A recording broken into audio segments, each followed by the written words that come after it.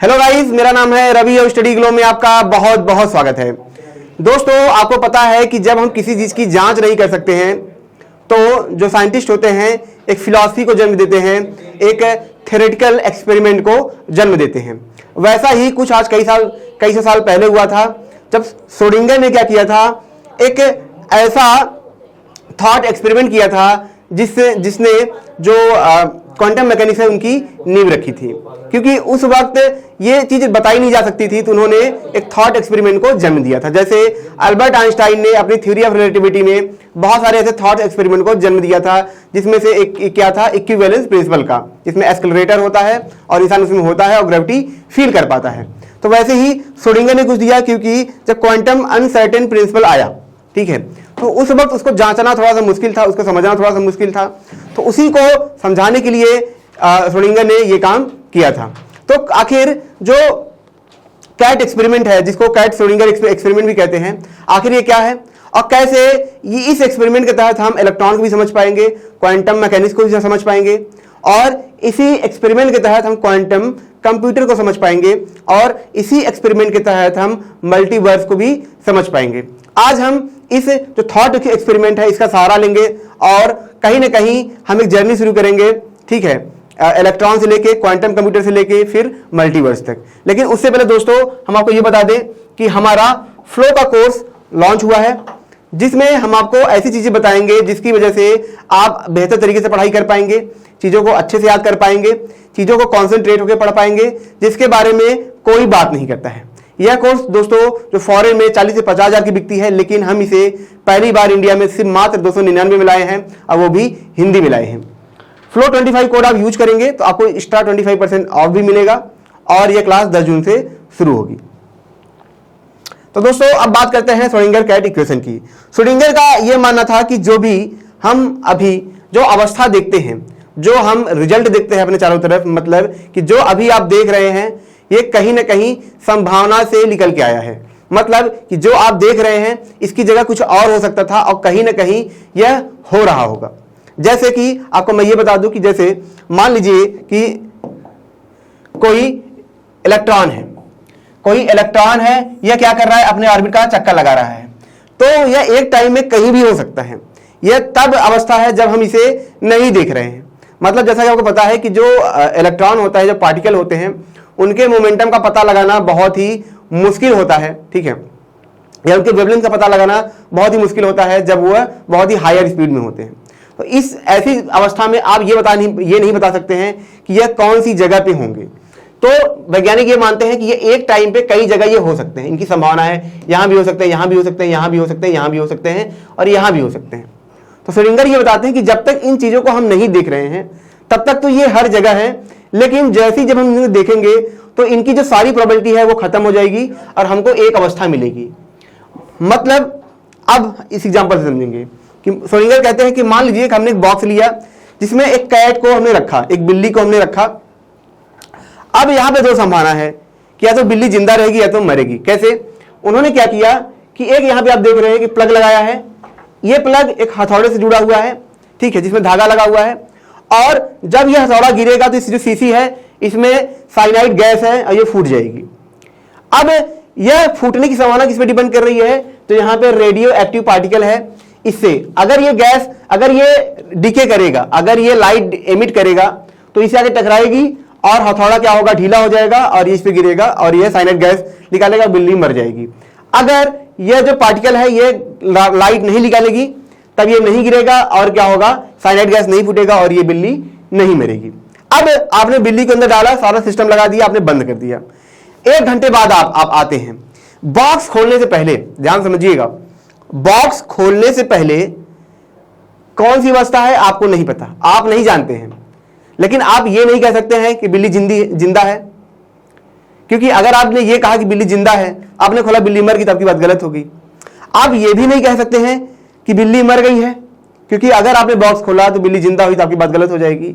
मतलब कि बॉक्स जब तक बंद है तब तक बिल्ली जिंदा भी है और मरी हुई भी है। मतलब दोनों अवस्था है। आप बॉक्स खोलेंगे तब उस वक्त आपको पता चलेगा कि बिल्ली मरी है, जिंदा है, लेकिन उसके खोलने से पहले बिल्ली मरी हुई भी है, जिंदा भी है। इसमें से दोनों भी हो सकता है। लेकिन यह अवस्था कब है? आपके बॉक्स खोलने से पहले, मतलब जब तक आपने बॉक्स नहीं खोला है तब तक वो जो बिल्ली है वह दोनों अवस्था में है, वह मरी हुई भी है और जिंदा है। लेकिन जैसे ही आपने बॉक्स खोला तो आपको एक आउटकम से मिला, क्या मिला? या तो बिल्ली जिंदा होगी या तो मरी होगी, या तो यह हथौड़ा इस पे गिरेगा या तो नहीं गिरेगा। अब जब आप बॉक्स खोलेंगे तो आपको देखेंगे बिल्ली जिंदा है, फिर आप बॉक्स खोलेंगे हो सकता है आपको बिल्ली मरी हुई दिखे। तो मतलब बॉक्स खोलने से पहले वो दोनों अवस्थाएं थी। आप इस एग्जांपल समझिए कि मान लीजिए कि एक दोस्त आपका गिफ्ट देता है। गिफ्ट क्या है? एक तरीके से बॉटल की तरह है। अब इसमें दो संभावनाएं हो सकती हैं, या तो हो सकता है उसने, अगर आप ड्रिंक लेते हो तो क्या पता उसने दारू की बोतल दी हो, या तो उसने आपको परफ्यूम की बोतल दी हो। लेकिन जब तक आप उसको नहीं खोलते हैं आप ये कह नहीं सकते हैं कि ये दारू की बोतल है, परफ्यूम, आप कह नहीं सकते, आपको पता नहीं है। तो आप क्या सोचते हैं कि दोनों अवस्थाएं हो सकती है। लेकिन जब आप खोलेंगे तब आपको एक आउटकम से मिलेगा। मतलब खोलने से पहले वो दोनों अवस्थाएं वहां पे थी, खोलने के बाद आपको सिर्फ एक आउटकम मिला। यह बात आपको समझ में आई? अब इसको हम क्वांटम लेवल समझते हैं, जहां पे ये सच में काम करता है। अभी आप सोचो बिल्ली साथ ऐसा कैसे हो सकता है, लेकिन मैं आपको दिखाता हूं ये कैसे काम करता है। यहां पे आप देखिए, यहां पे आप देखेंगे कि जब ये इलेक्ट्रॉन पास होती है, आपको ये पता है कि या तो ये यहां से जाएगी या तो यहां से जाएगी, यहां से नहीं जा सकती है। अब क्या है कि जब आप इसको नहीं देखते हैं, मान लीजिए अब आप इसको नहीं देख रहे हैं, तो क्वांटम जो अनसर्टेनिटी प्रिंसिपल है उसके अनुसार क्या होगा कि इसकी संभावना यहां भी है और इसकी संभावना यहां भी है। मतलब ये दोनों जगह पे अवेलेबल है। लेकिन ये कब है? जब आप इसको नहीं देख रहे हैं। तो यह इलेक्ट्रॉन कहां पे है? दो जगह पे है। ठीक है, यहां भी हो सकता है, ए पे भी हो सकता है, बी पे भी हो सकता है। ठीक है, लेकिन अब जब इसको आप देखेंगे, जब आप इसको देखेंगे तब क्या होगा? सिर्फ एक रिजल्ट आपको दिखेगा। क्या? एक रिजल्ट दिखेगा। वो क्या होगा? या तो ये यहां पे होगा या तो ये यहां पे होगा। मतलब और इसका रिजल्ट आपको दिख रहा है कि ये पार हो पा रहा है, वेव के फॉर्म में पार हो पा रहा है। इसका मतलब ये दोनों जगह पे रहा होगा, तब ये पार हो पा रहा है। लेकिन ये तब है जब आप इसको नहीं देख रहे। जैसे ही आप देखेंगे यहां पे, अगर आप कोई आंख बैठा देंगे या कोई डिटेक्टर बैठा देंगे, तब आपको क्या दिखेगा? या तो इलेक्ट्रॉन यहां से पार होते हुए दिख रहा है या तो यहां से दिख रहा है। लेकिन उससे पहले जब कोई नहीं देख रहा है, तब इस चीज को कोई नहीं देख रहा है, तब क्या हो रहा है कि यह चीज दोनों जगह पे क्या है? उपस्थित है। और यहां से रियल लाइफ में तो ऐसा तो है नहीं कि हम रियल में प्रूफ कर दे, भाई थॉट एक्सपेरिमेंट है। लेकिन वही थॉट एक्सपेरिमेंट यहां पे काम कर रहा था जब इलेक्ट्रॉन बहुत छोटे थे, जब पार्टिकल बहुत छोटे थे, और यहां पे दो जगह पे दो प्रोबेबिलिटी थी। अब जरा ध्यान समझिए, यहां पे ध्यान समझिए। अगर मैं इसको क्या कर दूं, अगर मैं इसे ऐसे एक बड़ा और कर दूं, यहां पे देखिए ध्यान से, मैंने एक बॉक्स और बना दिया, एक बॉक्स मैंने और बना दिया, 4 कर दी। अब क्या होगा? अब क्या होगा? देखने से पहले ये इलेक्ट्रॉन यहां भी मौजूद होगा, यहां भी मौजूद होगा, 4 जगह पे मौजूद है। बात समझ रहे हैं? क्योंकि भाई चार इसके पास जगह है। जैसे 2 जगह थी, दो जगह मौजूद था, तो इसे 4 जगह पे है। लेकिन ये कब तक है? जब तक आप इसे नहीं देख रहे हैं। और जैसे ही देखेंगे 3 रिजल्ट क्या होंगे? गायब हो जाएंगे और सिर्फ एक रिजल्ट आपके पास बचेगा। मतलब ये थाली है, थाली के अंदर क्या हो सकता है? पोहा हो सकता है, पुलाव मतलब पोहा हो सकता है, बिरयानी भी हो सकती है और मंचूरियन राइस भी हो सकता है। लेकिन जब तक वो बंद है तब तक आपको लग रहा है कि पता नहीं पोहा है कि मंचूरियन राइस है कि बिरयानी है, नहीं पता आपको। तो कितने ऑप्शन है? 3 है, उसमें से कुछ भी हो सकता है। लेकिन कब? जब आप खोलेंगे तब। तो सेम चीज यहां पे है, जब तक आप इनको नहीं देखते हैं तब तक ये इलेक्ट्रॉन चारों जगह पे है। जैसे आप इनको खोल देंगे तो क्या होगा? आपको इलेक्ट्रॉन यहां पे दिख जाएगा। मतलब 3 रिजल्ट गायब हो गए और एक रिजल्ट आपको यहां पे दिख गया। और दोस्तों इसका ही यूज कहां पे होता है? क्वांटम कंप्यूटर में होता है। ठीक है, क्वांटम कंप्यूटर में क्यों होता है? अब देखिए यहां पे एक इलेक्ट्रॉन था, ठीक है। अब ये जब यहां से पास होता है, 4 दरवाजे थे इसके पास, तो ये कितनी प्रोबेबिलिटी बना रहा है? 4 आउटकम्स बना रहा है। मतलब कि एक बार में 4 चीजों को सॉल्व कर पा रहा है, 5 चीजों को सॉल्व कर पा रहा है। ठीक है, जितनी प्रोबेबिलिटी हम इसको देंगे, हमने यहां पे क्या किया कि इंपल्स भेजा और इसने क्या किया? डिटेक्ट कर लिया, तो बाकी सारी प्रोबेबिलिटी यहां से खत्म हो गई। बात समझ रहे हैं? तो ये क्वांटम कंप्यूटर भी इसी के आधार पे है।